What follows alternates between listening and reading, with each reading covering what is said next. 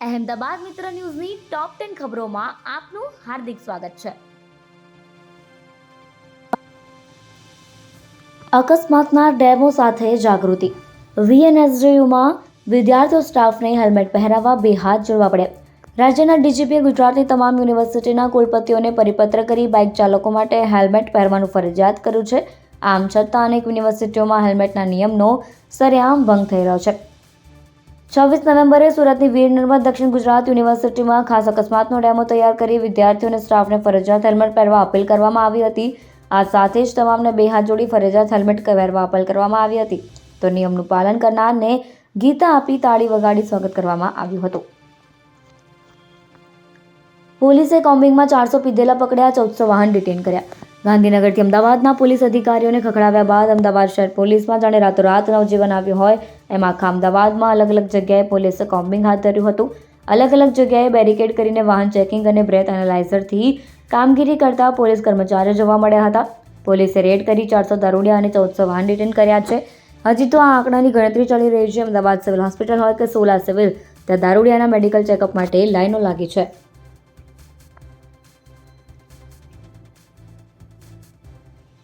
ખ્યાતિકાંડમાં વધુ 3 આરોપીની ધરપકડ. અમદાવાદના ચકચારી ખ્યાતિકાંડની તપાસ કરી રહેલી અમદાવાદ ક્રાઇમ બ્રાન્ચને મહત્વની સફળતા હાથ લાગી છે. 7 આરોપીઓ સામે ગુનો નોંધાયા બાદ ડોક્ટર પ્રશાંત વજીરાણીની ધરપકડ કરાઈ હતી, પરંતુ અન્ય 6 આરોપીઓ ભૂગર્ભમાં હતા. જે પૈકીના ચિરાગ રાજપૂત, રાહુલ જૈન અને મિલિંદ પટેલની ધરપકડ કરી લેવામાં આવી છે.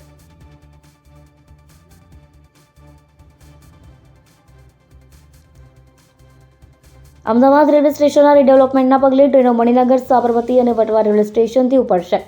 અમદાવાદના કાલુપુર રેલવે સ્ટેશનના રીડેવલપમેન્ટ અને મેટ્રો રેલની કામગીરીના પગલે અમદાવાદથી ઉપડતી અવરજવર કરતી 50થી વધારે ટ્રેનોને અમદાવાદની આસપાસમાં આવેલા સાબરમતી, મણિનગર, વટવા અને અસારવા સહિતના રેલવે સ્ટેશન પરથી ચલાવવા અંગે અને સ્ટોપેજ આપવાનો નિર્ણય લેવામાં આવ્યો છે. આ ટ્રેનો કઈ તારીખથી વિવિધ રેલવે સ્ટેશન પર સ્ટોપેજ અને ઉપડશે તે અંગે જાહેરાત પશ્ચિમ રેલવે દ્વારા હજુ સુધી કરવામાં નથી આવી. નકલી આઈએએસ અધિકારીએ તો ભારે કરી. અમદાવાદ ક્રાઇમ બ્રાન્ચના હાથે ઝડપાયેલા નકલી આઈએએસ અધિકારીના એક બાદ એક કારનામા સામે આવી રહ્યા છે. સરકારી અધિકારીની ખોટી ઓળખ આપી લોકોને પ્રભાવમાં લેનાર અને છેતરપિંડી કરનાર મેહુલ શાહનો વધુ એક વિડીયો સામે આવ્યો છે, જેમાં તે એરપોર્ટમાંથી બહાર નીકળતો અને કેટલાક લોકો તેનું સ્વાગત કરતા હોવાનો વિડીયો સામે આવ્યો છે.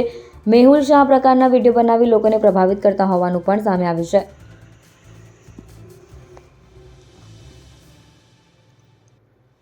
ગુજરાતમાં ફરી ઠંડીનું જોર વધશે. ગુજરાતમાં બરાબરનો શિયાળો જામ્યો હતો, પરંતુ છેલ્લા 3 દિવસમાં લઘુત્તમ અને મહત્તમ તાપમાનમાં વધારો થતાં ઠંડીનું પ્રમાણ ઘટ્યું હતું. છેલ્લા 24 કલાક દરમિયાન ફરી એક વખત ગુજરાતના વિવિધ જિલ્લામાં ઠંડીનો ચમકારો અનુભવાયો હતો. ઉલ્લેખનીય છે કે હાલમાં ગુજરાત પર આવતા પવનો ઉત્તર અને ઉત્તર પૂર્વ દિશા તરફથી આવી રહ્યા છે, જેથી હિમાલયની ઠંડી ગુજરાત સુધી આવતા ગુજરાતમાં પણ ઠંડીની અસર વર્તાશે. અગાઉ વિવિધ હવામાન નિષ્ણાત અને હવામાન વિભાગની આગાહી મુજબ નવેમ્બર માસના છેલ્લા સપ્તાહમાં ગુજરાતમાં જોરદાર ઠંડીની આગાહી હતી, જેને પગલે ધીમે ધીમે લઘુત્તમ અને મહત્તમ તાપમાનમાં ઘટાડો થતાં ઠંડીનો અનુભવ થશે.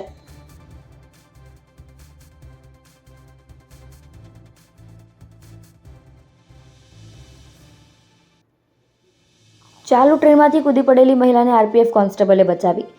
શહેરમાં આવેલા ગાંધીગ્રામ સ્ટેશન પર ટ્રેન ઉપડી ગયા બાદ પરિવારના સભ્યો રહી જતા મહિલા ચાલુ ટ્રેનમાંથી કૂદી પડી હતી. જોકે સ્ટેશન પર ફરજ દરમિયાન હાજર આરપીએફ કોન્સ્ટેબલનું ધ્યાન પડતા તેને મહિલાને બચાવી લીધી, તેમજ કોન્સ્ટેબલને નજરે ઈજા પહોંચી છે.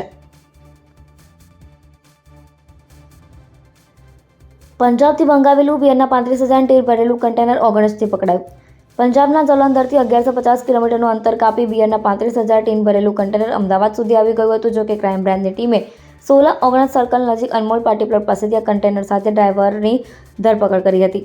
43 લાખની કિંમતની બિયરની 460 પેટી તેમજ કન્ટેનર મળી કુલ 63,35,000નો મુદ્દામાલ કબજે કર્યો હતો અને દારૂ મોકલનાર તેમજ મંગાવનારને પકડવા પોલીસે તપાસ શરૂ કરી છે. બાઇક પર જતા યુવકના ગળામાં દોરી ફસાઈ, રોડ પર ઢળી પડ્યો, સારવાર પહેલા મોત. વટવા વિસ્તારમાં સ્મૃતિ મંદિર નજીક કેનાલ પાસે ગત શનિવારે બાઇક લઈને પસાર થતા યુવકને ગળાના ભાગે ઈજા થતાં રોડ પર ઢળી પડ્યો હતો. જોકે તેને સારવાર મળે પહેલા તેનું મોત નીપજ્યું. આ અંગે વટવા પોલીસે તપાસ કરતા યુવકને પતંગની દોરી ગળાના ભાગે ઘસાતા ગંભીર ઈજા થઈ હોવાનું સામે આવ્યું હતું.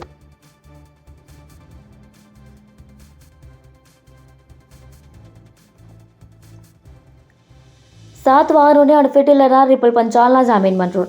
અમદાવાદના એમ ડિવિઝન ટ્રાફિક પોલીસ મથકે આરોપી રિપલ પંચાલ સામે બીએનએસની કલમ 281, 324, 4, 125 અને મોટર વ્હીકલ એક્ટની કલમ 177, 184, 185 અને પ્રોહિબિશન એક્ટની કલમ 66(1)(b) તેમજ ડેમેજ ટુ પબ્લિક પ્રોપર્ટી એક્ટની કલમ 3 અને 7 મુજબ ફરિયાદ નોંધાઈ હતી. જે સંદર્ભે આજે આરોપીને અમદાવાદ ગ્રામ્ય કોર્ટ ખાતે આવેલ મેજિસ્ટ્રેટ કોર્ટમાં રજૂ કરવામાં આવ્યો હતો, જે આરોપીએ જામીન અરજી મૂકી હતી.